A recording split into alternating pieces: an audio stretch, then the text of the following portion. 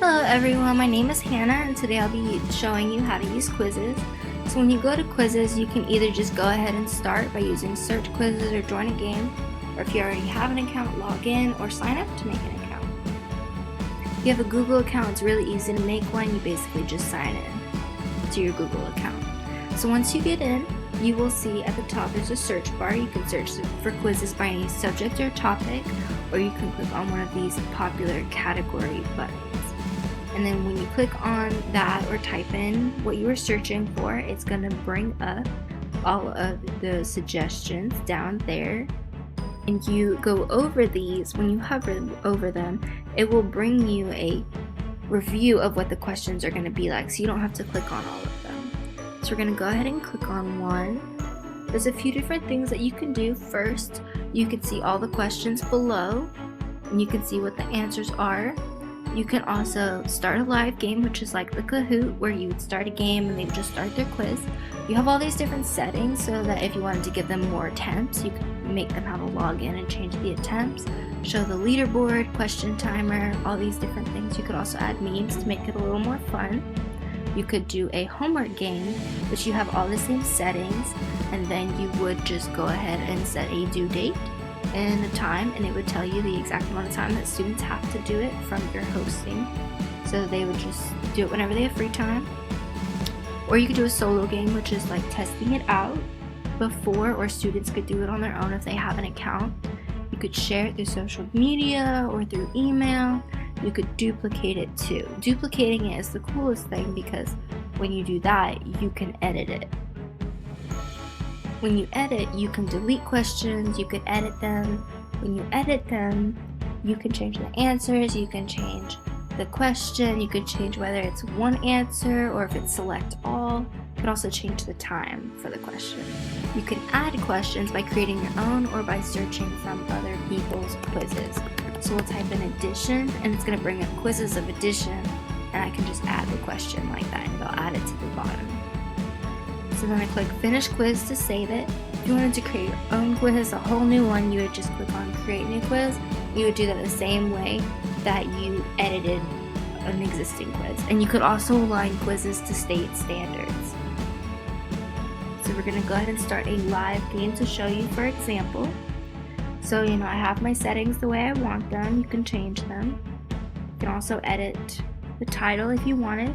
You click host game. It brings up the link and the game code that you need in order for students to get to your game.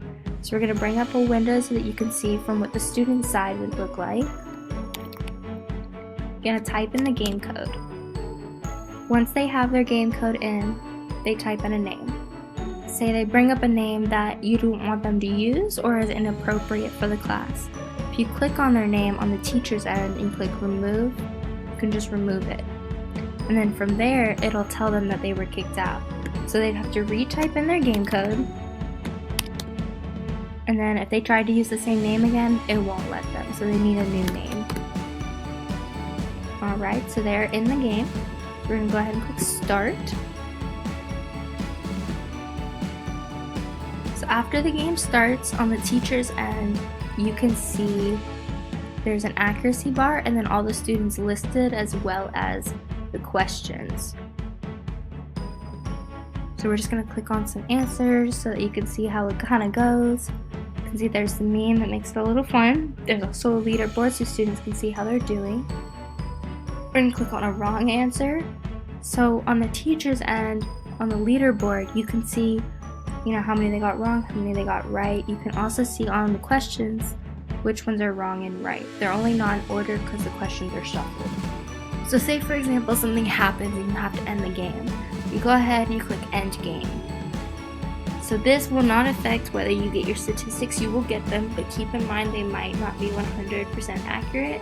It might say that they did worse than they did because it takes all questions into account. Alright, so at the top you have these few statistics, the highlights, which helps you to see the toughest questions, which is going to be helpful because you can see where students are struggling and what they really need help learning, like concept-wise. You could also see where they struggled the longest to get the answer. You could see the class accuracy as a whole. So down here you can see a whole chart of what questions they got wrong, which ones they got right. It will mark the ones that they did not do as wrong, so take that into account. You can click on this if you want to email it to their parents. You can click on questions, it'll do the same thing as the students, but with the questions. Click on standards. If there's state standards, they will be included here and how the goal was met for those.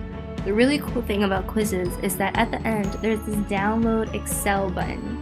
If you click on this, it will download an Excel spreadsheet of the results from the quiz.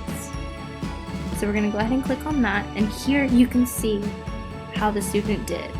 If there were more students, they would just go to the right.